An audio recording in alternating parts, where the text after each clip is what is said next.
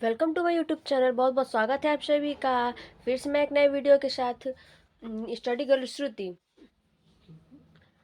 कुछ महत्वपूर्ण अंतर क्लास 12th के लिए यूपी बोर्ड का कुछ क्वेश्चंस है। कुछ अंतर है ये प्रश्न। बहुत बहुत इंपॉर्टेंट क्वेश्चंस है। हर साल के क्वेश्चंस एग्जाम में आए हुए क्वेश्चंस है।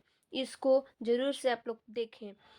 कंपलसरी है, ये हर साल के क्वेश्चंस आए हुए हैं और ये क्वेश्चंस को एक बार जरूर से देखें। ये कुछ महत्वपूर्ण अंतर है। आइए देखते हैं पहला क्या है। पहला अंतर क्या है, देखिए ये है हेडिंग बता देते रहे हैं। जनन जनन के बारे में है कुछ। तो क्या है, देखिए जनन क्या है। जनन क्या है या कितने प्रकार के होते हैं, तो बताइए जनन क्या है।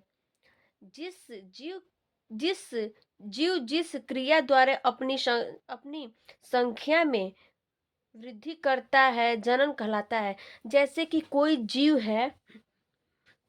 है अपनी संख्या में वृद्धि मतलब अधिक मतलब बढ़ाता है, वृद्धि करता है, बढ़ाता है, उसे क्या कहते हैं हम लोग, जनन कहते हैं। जनन कितने प्रकार के होते हैं, जनन दो प्रकार के होते हैं। कौन कौन से, लैंगिक जनन और अलैंगिक जनन। तो आइए देखते हैं पहला है क्या, लैंगिक जनन। ये देखते हैं क्या लैंगिक जनन। लैंगिक जनन क्या है दोस्तों, तो लैंगिक जनन देखते हैं।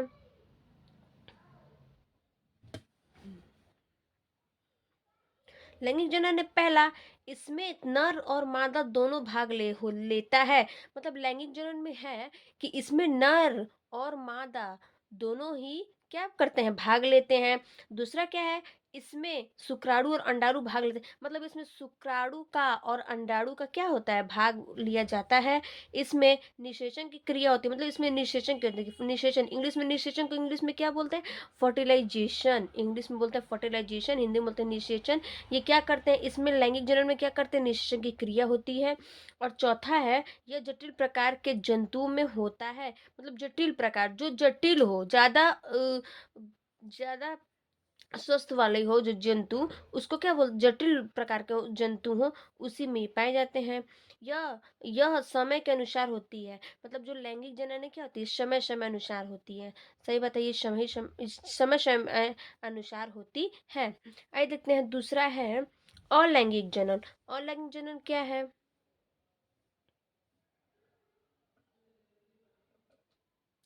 अलैंगिक जनन पहला देखते हैं। अलैंगिक जनन में क्या है, इसमें एक व्यष्टि भाग लेता है। व्यष्टि मतलब कि अलैंगिक व्यष्टि मतलब ये व्यष्टि भाग लेता है। इसमें नर और मादा भाग लेते हैं, इसमें क्या कहते हैं, व्यष्टि भाग लेता है। दूसरा है क्या, इसमें युग्मक शुक्राणु और अंडाणु भाग लेते हैं। तो इसमें युग्मक मतलब युग्मक हो लेते हैं क्या, शुक्राणु और अंडाणु दोनों भाग लेते हैं, नहीं लेते हैं, सॉरी। और लैंगिक में था कि इसमें दोनों सब भाग लेते हैं। और लैंगिक में है कि इसमें दोनों भाग नहीं लेते हैं, अंडाणु और शुक्राणु दोनों भाग नहीं लेते हैं। तीसरा क्या है, इसमें निषेचन की क्रिया नहीं होती है। लैंगिक में निषेचन की क्रिया हो रही थी और अलैंगिक में निषेचन की क्रिया क्या होती है, नहीं होती है। आइए देखते हैं अगला। अगला है चौथा, क्या है चौथा, यह अधिकतर निम्न प्रकार के पौधों एवं जंतुओं में होती है। मतलब ये लैंगिक जनन क्या है, इसमें जंतुओं में होती है, पौधों में जंतुओं में अधिकतर पाए जाते हैं ये। पांचवा है, इस प्रकार के जनन में दो से अधिक संख्या एवं बहुत जल्दी संतान की उत्पन्न होती है। और लैंगिक में क्या था कि उसमें संतान की आवश्यकता बहुत कम होती है। और अलैंगिक में है कि इसमें संतान की उत्पन्न क्या होती है, बहुत जल्दी होती है और अधिक संख्या होती है। आइए देखते हैं अगला है। अगला क्या है, देखिए देखते हैं अगला क्या है अंतर। अगला अंतर है,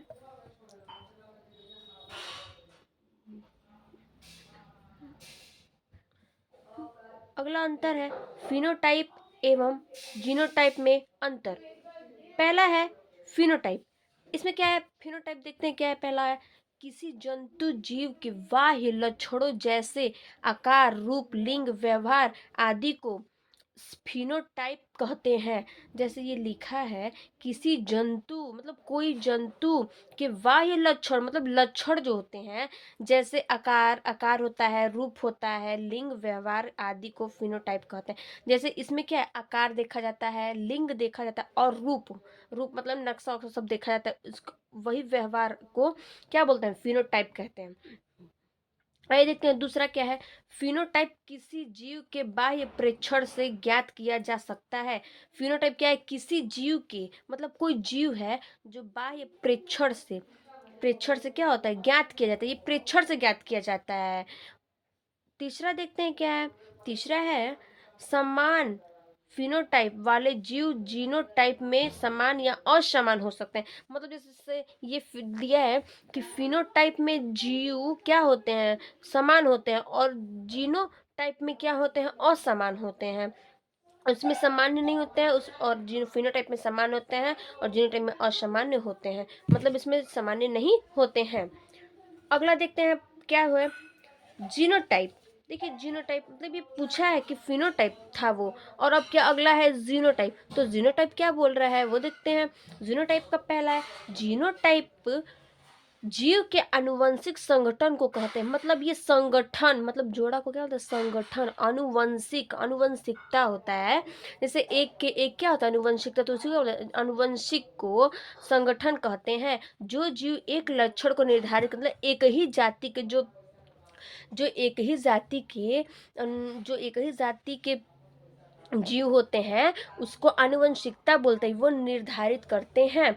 दूसरा है, जीनोटाइप पैतृक या संतति के अध्ययनों से ज्ञात किया जाता है। ये क्या है, संतति मतलब संतति में संतान, संतति को पैतृक के अध्ययन से क्या कहता है, ज्ञात किया जाता है। किसको, जीनोटाइप को।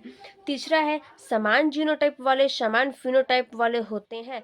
मतलब क्या है इसमें कि जीनोटाइप समान होते हैं, होने वाले समान जीनोटाइप समान जीनोटाइप होने वाले, ठीक है, और फिनोटाइप फिनोटाइप क्या है, समान वाले हैं। मतलब जैसे समान जीनोटाइप वाले और समान असमान फिनोटाइप वाले होते हैं।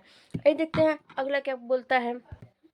अगला है देखिए, क्रोमोसोम एवं जीन में अंतर। ये क्या है, क्रोमोसोम में और किसमें, जीन में अंतर है। यही देखते हैं जीन में। तो जीन में क्या है बच्चों, जीन में है पहला, जीन क्रोमोसोम पर पाए जाते हैं। ये सही बात है कि जीन किस में पाए जाते हैं, तो क्रोमोसोम में पाए जाते हैं। और दूसरा है, जीन डीएनए या आरएनए से बने होते हैं। जीन किससे बने होते हैं, डीएनए और आरएनए से। डीएनए आरएनए क्या है, प्रोटीन है, मतलब प्रोटीन से बने होते हैं। जीन का परिवर्तन छोटा होता है, तो जीन जो होते हैं क्या, छोटा परिवर्तन से होते हैं। आइए देखते हैं इसमें क्रोमोसोम क्या होता है। क्रोमोसोम क्या बोल रहा है,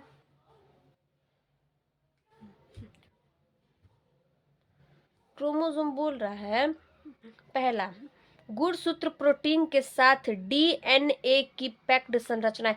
मतलब डीएनए जो है क्या है, वो संरचना है, पैक्ड की संरचना है। दूसरा है गुणसूत्र, डीएनए हिस्टोन व आरएनए से बने होते हैं। गुणसूत्र जो होता है, जो गुणसूत्र डीएनए हिस्टोन व आरएनए से, किससे, आरएनए से बने होते हैं। आरएनए क्या, प्रोटीन मतलब प्रोटीन से बने होते हैं।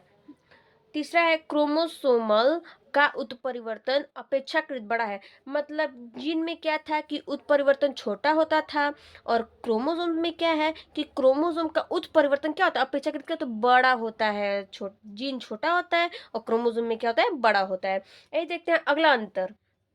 अगला अंतर देखते हैं।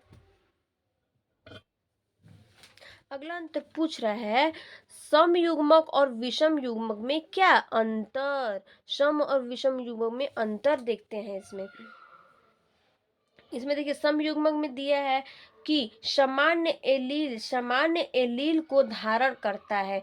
जैसे क्या, सामान्य एलील में जैसे क्या है, सामान्य एलील को क्या करता है, धारण करता है। जैसे टी तो दोनों है ना, ये टी है और ये भी टी है, तो क्या करते हैं दोनों एलील एक एक में क्या बोलते हैं, सम्मानित होते हैं। फिर दूसरा क्या है, केवल एक ही प्रकार के युग्मक उत्पन्न करता है। मतलब ये एक ही प्रकार का बस युग्मक, मतलब एक ही बस संतान को उत्पन्न करता है। और ये जो समान एलील को धारण करता है, ये क्या, दो को एक साथ में करता है।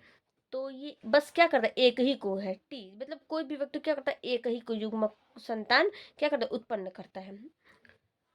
तीसरा है स्वनिषेचन, होने पर समान जीनोटाइप एवं फिनोटाइप वाले संतति उत्पन्न कर होते हैं।